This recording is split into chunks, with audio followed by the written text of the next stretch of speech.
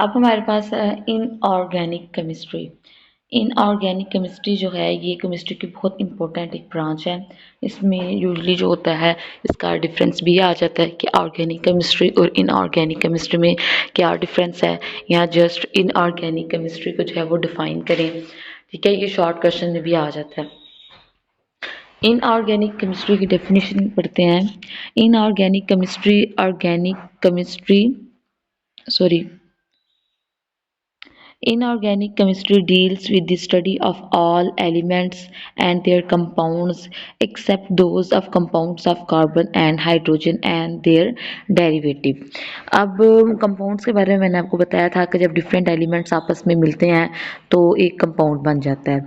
और अब यहाँ पर वर्ड जो है वो डेरिवेटिव क्या होता है। डेरिवेटिव का जो वर्ड है वो डिराइव्ड से है। ठीक है, डिराइव का मतलब क्या होता है, किसी चीज़ का निकलना या निकाला गया कहीं किसी चीज़ से। ठीक है, तो यहाँ पर इसका जो मतलब है इस डेफिनेशन का वो क्या है कि इनऑर्गेनिक केमिस्ट्री के अंदर हम उन एलिमेंट्स या कंपाउंड्स को डिस्कस करते हैं जो कार्बन और हाइड्रोजन से मिलकर नहीं बने होते।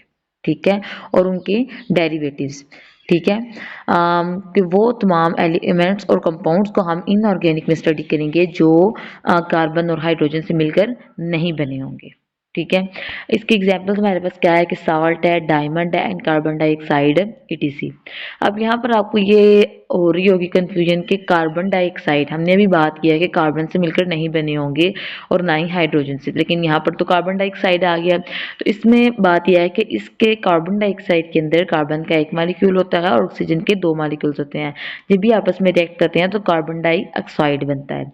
तो इसी तरह से डिफरेंस बेसिक ये है कि इनऑर्गेनिक केमिस्ट्री में क्या होगा कि हमने उन एटम्स और मॉलिक्यूल्स को या उन एलिमेंट्स या कंपाउंड्स को हमने स्टडी करना है जो हाइड्रोजन और कार्बन दोनों से मिलकर बने, यानी कि हाइड्रोकार्बन उनके अंदर मौजूद होगा। अगर जस्ट कार्बन भी होगा तो वो भी इनऑर्गेनिक केमिस्ट्री में इंक्लूड हो सकता है। इस वजह से कार्बन डाइऑक्साइड जो होती है वो इनऑर्गेनिक में होती है, क्योंकि कार्बन डाइऑक्साइड कार्बन और ऑक्सीजन से मिलकर बनी होती है। इसकी प्रॉपर्टी क्या है कि it has applications in every aspect of the chemical industries such as glass, cement, ceramics and तक metallurgy, extractions of metals from ores. ठीक है, इसका मतलब क्या है कि जो इनऑर्गेनिक केमिस्ट्री है वो केमिकल इंडस्ट्रीज में यूज़ की जाती है। इसके हर पहलू के तौर पर ये इस्तेमाल की जाती है, ये वाली केमिस्ट्री की जो ब्रांच है। जैसे कि हमने ग्लास है, सीमेंट है, ceramics है एंड मेटलर्जी है। मेटलर्जी में क्या होता है कि extractions of metals from the ORS. ORS क्या होती है, वो एक पॉइंट होता है जहाँ पर किसी भी कोई भी मदनियात जो होती हैं वो जब ज़मीन से निकाली जाती हैं। फॉर एग्जांपल कि गोल्ड है, गोल्ड को आपने ज़मीन को खोदा, उसमें से आपने गोल्ड निकाला। वो जो गोल्ड होगा जिसके अंदर पार्टिकल्स भी ऐड होंगे, दूसरे मटेरियल्स भी अंदर ऐड होंगे, वो जो फर्स्ट कंडीशन या फर्स्ट उसकी जो हालत होगी उस मेटल की वो हमारे पास सोर्स होगा। ठीक है, उसके बाद आपने क्या करते हैं हम कि उस गोल्ड में से जितने पार्टिकल्स होते हैं उनको अलग कर देते हैं, बाकी जो एक्स्ट्रा मेटल्स होते हैं उनको अलग करते हैं। जो प्योर गोल्ड की फॉर्म जो हम अचीव कर लेते हैं वो मेटलर्जी, ये पूरा जो प्रोसेस होता है वो मेटलर्जी के अंदर आता है। ये थी हमारे पास इनऑर्गेनिक। इसके अलावा अब हम चलते हैं ऑर्गेनिक केमिस्ट्री की तरफ। ठीक है, ऑर्गेनिक केमिस्ट्री में क्या होता है, is the field of study that focus on covalent compounds consisting of carbon and hydrogen known as hydrocarbons and their derivatives. ठीक है, इन ऑर्गेनिक केमिस्ट्री क्या होती है, वो स्टडी करती है कोवलेंट कंपाउंड्स पर। कोवलेंट कंपाउंड्स वो वाले कंपाउंड्स होते हैं जिसमें दो एटम्स आपस में रिएक्ट करते हैं और दोनों आपस में अपने अपने इलेक्ट्रॉन की शेयरिंग करते हैं। ठीक है, मैंने आपको कंपाउंड्स के बारे में बताया था कि जब डिफरेंट एटम्स या एलिमेंट्स आपस में मिलते हैं तो एक कंपाउंड बनता है। अब उनके जो मिलना यानी कि उनके आपस में रिएक्ट करना या उनके अपने इलेक्ट्रॉन्स की शेयरिंग करने की कई तरह की कंडीशंस होती हैं, कई टाइप्स होती हैं। ठीक है, इसी तरह से एक उनमें से एक जो टाइप है वो कोवलेंट कंपाउंड है। ठीक है, अगर वो स्टूडेंट जिनको कोवलेंट कंपाउंड के कंसेप्ट के बारे में थोड़ा बहुत आइडिया नहीं है तो उनको मैं समझाने के लिए मेरे पास एक एग्जांपल है। ये एग्जाम्पल क्या है कि आपके पास दो एलिमेंट या दो एटम है, एक इलेक्ट्रॉन है और दूसरा भी इलेक्ट्रॉन, दोनों एक जैसे हैं, ठीक है। अब इलेक्ट्रॉन के पास कितने सॉरी क्लोरीन के पास कितने इलेक्ट्रॉन्स हैं, 1 2, रेड वाले को काउंट करें पहले, 1 2 3 4 5 6 और एक 7, 7 इलेक्ट्रॉन्स हैं, ठीक है। किसी भी एटम को स्टेबल होने के लिए अपने वैलेंस शेल के अंदर 8 इलेक्ट्रॉन्स की जरूरत होती है, ठीक है। अगर 8 इलेक्ट्रॉन्स की या 2 इलेक्ट्रॉन्स की ज़रूरत होती है, ठीक है। अगर कोई एटम जो है वो अपने शेल के अंदर 8 इलेक्ट्रॉन्स कंप्लीट कर लेता है तो वो एक बहुत स्ट्रांग और स्टेबल जो है वो एक एटम बन जाता है, ठीक है।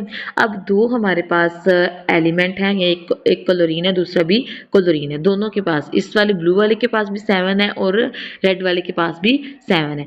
अब ये दोनों क्या करेंगे कि दोनों एक दूसरे के साथ रिएक्ट करेंगे, ठीक है। अब इसको एक चाहिए तो ये रेड वाला जो है वो क्लोरीन वाला एक ले लेगा और क्लोरीन वाला जो है वो रेड वाला एक ले लेगा, ठीक है, एक इलेक्ट्रॉन ले लेगा। जब ये दोनों अपने अपने इलेक्ट्रॉन्स, दोनों ने अपने अपने इलेक्ट्रॉन शेयर किए तो अब देखिए दरमियान वाला जो शेयरिंग वाला पोर्शन है इसका मतलब क्या होगा कि ये इलेक्ट्रॉन्स जो है वो रेड और ब्लू जो दरमियान वाले ये इस एक रेड वाले इलेक्ट्रॉन के भी हैं और ब्लू वाले के भी हैं, यानी कि दोनों के पास अब एट इलेक्ट्रॉन्स होंगे और दोनों ही आपस में स्टेबल हो गए हैं। तो सिंपल वर्ड्स में कोवलेंट कंपाउंड ऐसे इलेक्ट्रॉन्स की शेयरिंग होती है जिसमें दोनों एटम्स या दोनों एलिमेंट्स अपने अपने इलेक्ट्रॉन शेयर करके एक स्टेबल कंपाउंड बन जाते हैं। उसके बाद दूसरा था कि उसके दूसरे फोकस, पहले पॉइंट उसमें क्या था कि वो कोवलेंट कंपाउंड होना चाहिए, ठीक है, उसमें जो इलेक्ट्रॉन्स की शेयरिंग जो होती है वो कोवलेंट बेस पर होनी चाहिए। और दूसरा वो किस पे कंसिस्ट कर रहे हो, किससे मुश्तमिल हो, कार्बन और हाइड्रोजन पे, यानी वो हाइड्रोकार्बन होने चाहिए। जैसा कि यहाँ पर कुछ एग्जाम्पल्स हैं, डीएनए है, मीथेन है और बेंजीन है, ये तीनों चीज़ें जो है वो हाइड्रोकार्बन से कंसिस्ट करती हैं। अब इसकी प्रॉपर्टीज भी पढ़ते हैं। Key concepts within the branch include the study of hydrocarbons, functional groups, and the diverse molecules that form the basis of life. इसमें तीन बेसिक कंसेप्ट और कौन कौन से होंगे, एक स्टडी ऑफ हाइड्रोकार्बन, हाइड्रोकार्बन यानी कि जो हाइड्रोजन और कार्बन से कंसिस्ट कर रहे होते हैं। फंक्शनल ग्रुप्स कौन से ग्रुप्स होते हैं, वो एटम्स या एलिमेंट्स होते हैं, उनका ग्रुप होता है जो एक जैसी प्रॉपर्टीज रखते हैं, ठीक है। ऐसा ग्रुप एटम या एटम्स का ऐसा ग्रुप होता है जिनके मॉलिक्यूल्स के अंदर एक जैसी प्रॉपर्टीज होती हैं, ठीक है, जैसे अल्कली ग्रुप होता है, अल्कलाइन ग्रुप होता है, ठीक है। अब and diverse molecules that form the basis of life, वो मॉलिक्यूल्स जो जिंदगी की बुनियाद बनते हैं, जैसे कि प्रोटीन है, ठीक है, प्रोटीन भी एक ऑर्गेनिक कंपाउंड है आपके पास। नेक्स्ट है real world applications are wide spread encompassing pharma pharmaceutical, uh, agrochemistry, polymers, and the material essentials to life, making organic chemistry foundational to fields like medicine and the materials science. Okay, हकीकी दुनिया के अंदर भी जो ये application है, यानी कि जो ऑर्गेनिक केमिस्ट्री है वो बहुत ज़्यादा वसी है, ठीक है। ये मेडिसिन से रिलेटेड भी होती है, उसके बाद जरी केमिकल्स जो होते हैं, अब पॉलीमर्स क्या होते हैं ये हम आगे स्टडी करेंगे। And the materials essentials to life, वो तमाम मटीरियल्स जो ज़िंदगी के लिए बहुत ज़्यादा ज़रूरी होती हैं, मेकिंग ऑर्गेनिक केमिस्ट्री, ठीक है। ये सारी चीज़ें जो होती हैं वो ऑर्गेनिक केमिस्ट्री की बुनियाद है to field like medicine and material science होती है, वो मादी साइंस होती है, ठीक है। तो ये सारी बात चीज़ें जिसमें जैसे कि फार्मा एक्सिक्यूटल्स, एग्रोकेमिकल्स, पॉलीमर्स होते हैं, ये सारे जो मटेरियल्स हैं जो एसेंशियल्स ऑफ लाइफ है वो किसके लिए यूज़ होते हैं, ऑर्गेनिक केमिस्ट्री को बनाने के लिए। ऑर्गेनिक केमिस्ट्री के दो फील्ड्स आ जाती हैं आगे, एक मेडिसिन होती है और एक मटीरियल साइंस होती है, ठीक है। आगे इसका जो है वो डिफरेंस आ जाता है, difference between organic and inorganic compound, ठीक है। और सिंपल आपने बस इतनी बात याद रखनी है कि जो ऑर्गेनिक कंपाउंड्स होते हैं वो कंसिस्ट कर रहे होते हैं हाइड्रोकार्बन्स पे, और जो इनऑर्गेनिक कंपाउंड्स होते हैं वो हाइड्रोकार्बन्स पे कंसिस्ट नहीं कर रहे होते। इसके लास्ट पे नीचे कुछ हाइड्रोकार्बन्स के अंदर जो इनऑर्गेनिक कंपाउंड्स होते हैं या इनऑर्गेनिक कार्बन कंपाउंड्स होते हैं उनके अंदर कार्बन डाइऑक्साइड होती है और सम कार्बोनेट्स भी हो सकते हैं, साइनोकार्बन्स भी होती हैं और कार्बाइड्स भी अंदर इंक्लूड होते हैं, साथ ही इसकी एग्जाम्पल्स में। अगर आपको 2 मार्क्स का शॉर्ट क्वेश्चन आता है कि आपने डिफरेंस लिखना है ऑर्गेनिक एंड इनऑर्गेनिक के अंदर, आपने सबसे पहले इनकी डेफिनेशन लिखनी है और साथ में आपने इनके एग्जाम्पल्स लिख लेनी है और आपका 2 मार्क्स का जो शॉर्ट क्वेश्चन होगा वो कंप्लीट हो जाएगा।